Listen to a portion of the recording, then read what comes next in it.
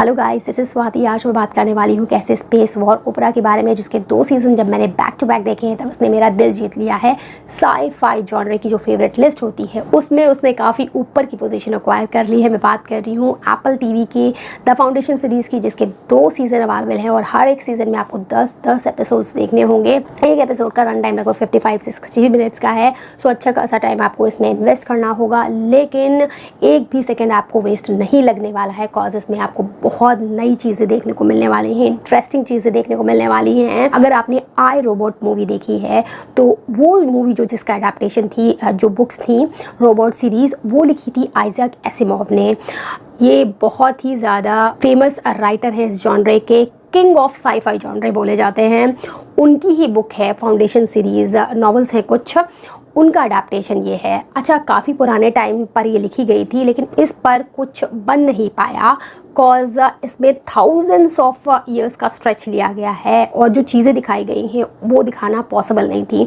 लेकिन अभी क्योंकि कटिंग एज टेक्नोलॉजी आ गई है, कैमरा वर्क बहुत ज़्यादा डेवलप हो गया है, चीज़ों को बहुत अच्छे से दिखाया जा सकता है, सो इसका अडेप्टेशन बनाया गया और एप्पल टीवी ने भर भर के इस पर पैसा खर्च किया है। जब आप देखेंगे तो आपको पता चलेगा कितना ग्रैंडियर इसमें नज़र आता है। एक एक शिप, एक एक प्लैनेट को बिल्कुल वैसा ही दिखाया गया है जैसे वहाँ पर मेंशन है। हाँ, यहाँ पर थोड़ी सी क्रिएटिव लिबर्टी ली गई है, कॉज यहाँ पर जो क्लोन्स वगैरह दिखाए जाते हैं वो उस तरीके से मेंशन नहीं थे जैसे कि इस सीरीज़ में दिखाए गए हैं। स्टिल आपको मज़ा ही आ जाएगा। देखिए, जो इसका बेस थीम है वो ये है कि जब तक ह्यूमैनिटी एग्जिस्ट करेगी तब तक काइन और एबल हमारे और आपके अंदर ज़िंदा रहेंगे। सही और गलत होता रहेगा, ग्रीड और सैक्रिफाइस का ये खेल चलता ही रहेगा। इसकी वजह से जो वॉर है वो इनेविटेबल हो जाएगी। फिर ऐसे टाइम में हमें ज़रूरत पड़ेगी ऐसे मार्गदर्शक की जो हमें बिना सत्य का साथ छोड़े इन लड़ाइयों को लड़ना सिखाए। और भगवत गीता का स्थान इसमें काफ़ी इंपॉर्टेंट समझा जाता है। जब आप ये सीरीज़ देखेंगे तो आपको पता चलेगा कि ये महाभारत का साई-फाई वर्जन जैसा है। अगर आप इस एपिक को करीब से जानते हैं तो मुझे एटलीस्ट ऐसा ही लग रहा था। सो मेरा पूरा क्या एक्सपीरियंस रहा है इस सीरीज़ को देखकर आपसे मैं शेयर करती हूँ और आप डिसाइड करेंगे कि आपको ये सीरीज़ देखनी चाहिए नहीं देखनी चाहिए। इससे पहले अगर आप नए आए हैं तो please subscribe. So this series the foundation, अगर हम स्टोरी की बात करते हैं तो यहाँ पर पहले सीजन में करप्ट नेचर ऑफ पावर दिखाया गया है। एक एम्पायर है जो काफ़ी टाइम से अपनी मनमानी करता हुआ चला आ रहा है। उसने अपने यहाँ क्लोन्स बना लिए, डे, डस्क और डॉन के नाम से यहाँ पर क्लोन्स चलते हैं। राजा दिखाए गए हैं जो बस अपनी ही चलाते हैं, इवन वो अपनी आगे की प्रोजेनी भी नहीं बढ़ा रहे हैं क्योंकि उनको ही रूल करना है। क्लियन फर्स्ट से ये सारी चीज़ें स्टार्ट हुई थी और अभी 18 तक आप यहाँ पर ये चीज़ें देखने वाले हैं। अंदर से ये एम्पायर सड़ गया है और उसका डाउनफॉल होने ही वाला है और इस चीज़ को प्रेडिक्ट करते हैं हैरी शेल्डन। उन्होंने एक साइको हिस्ट्री मॉडल बना रखा है जिसके बेसिस पर वो ये कहते हैं कि बहुत ही लंबा अनरेस्ट का पीरियड आएगा, 30,000 ईयर्स का होगा, लेकिन अपने मैथमेटिक मॉडल पर वो इसको घटाकर सारी चीज़ों को समेट कर 1000 ईयर में रोक सकते हैं। मतलब अगर जो भी केओस होगा, जो भी वॉर्स चलेंगी, जिससे डैमेज होगा ह्यूमैनिटी को, उसको वो रोक सकते हैं छोटे से टाइम पीरियड में। लेकिन जब एम्पायर को ये पता चलता है कि हैरी शेल्डन ऐसा कह रहे हैं तब वो उनको जेल में डाल देते हैं। इनसे जुड़ जाती हैं गैल, जो कि उनसे भी थोड़ी ज़्यादा इंटेलिजेंट एक लड़की होती है, चाइल्ड प्रोडिजी दिखाई गई है। उनके साथ रेस जुड़ते हैं, बहुत सारे लोग धीरे धीरे जुड़ते रहे क्योंकि एक ग्रैंड वॉर ओपेरा है तो इसमें बहुत सारे लोग होंगे। फेथ का भी रोल आएगा सेकंड सीजन में, प्यार को भी बहुत अच्छे से इन डेप्थ क्लियर किया जाएगा। माइंड गेम्स एक से बढ़कर एक चलने वाले हैं, तो ये सारी चीज़ें आपको देखने को मिलने वाली है। यहाँ पर इंडो ग्रीक जो मॉडल होता है मैथमेटिक्स का, स्टैटिस्टिक्स का, जिसके बेसिस पर फ्यूचर प्रेडिक्ट किया जाता है, उन सारी चीज़ों को यहाँ पर यूज़ किया गया है। मैं कुछ पॉजिटिव्स और कुछ नेगेटिव इस सीरीज़ के बताने वाली हूँ। जो बेस्ट फीचर मुझे इस सीरीज़ में लगा है वो है इसका स्क्रीन प्ले। कहानी को इतने बढ़िया तरीके से आपके सामने रखा जाता है कि इट इज़ नियरली इम्पॉसिबल कि आप इमेजिन कर पाएँ कि नेक्स्ट इवेंट क्या होने वाला है।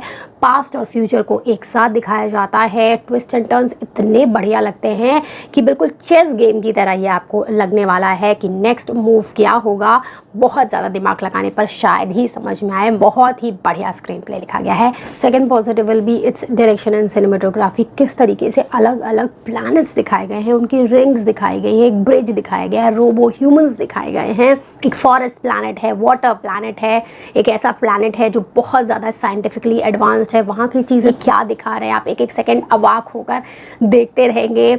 ड्यून वाली जो फीलिंग आती है ना, वो यहाँ पर आपको हर एक एपिसोड में मिलेगी और हर बार कुछ नया देखने को मिलेगा। ऐसा बिल्कुल नहीं लगेगा कि मोनोटनी चली आ रही है, कि आप जो फर्स्ट सीज़न के फर्स्ट एपिसोड में चीज़ें देख रहे थे वही कंटिन्यू हो रही हैं। तो नई चीज़ क्या है, हर एक एपिसोड में आपको कुछ साइंटिफिक, कुछ नया प्रेजेंटेशन, कुछ नई क्रिएटिविटी देखने को ज़रूर मिलेगी और ये इसका बहुत बड़ा प्लस पॉइंट है जो आपको एक सेकेंड भी बोर नहीं होने देने वाला है। Third positive will be brilliant acting by Jared Harris and Lee Pace. Jared Harris यहाँ पर लीडर बने हैं जो नई सिविलाइजेशन लाना चाहते हैं। उन्होंने अपना एक साइको हिस्ट्री का मॉडल प्रेडिक्ट किया है जिसके बेसिस पर वो इस एम्पायर को ख़त्म करना चाहते हैं, या फिर ऐसा उन्हें लगता है कि अपने आप ही होने वाला है और वो इस टाइम ड्यूरेशन को कम करना चाहते हैं। तो उस चीज़ को, वो पैशन को वो आपको through out the series, 1 season, 2nd season दोनों में दिखाते हैं। 2nd सीज़न में तो उनके कैरेक्टर में इतना बड़ा बदलाव आता है कि आपको 2 जैरेड हैरिस यहाँ पर देखने वाले हैं और दोनों ही अलग बिहेव करेंगे।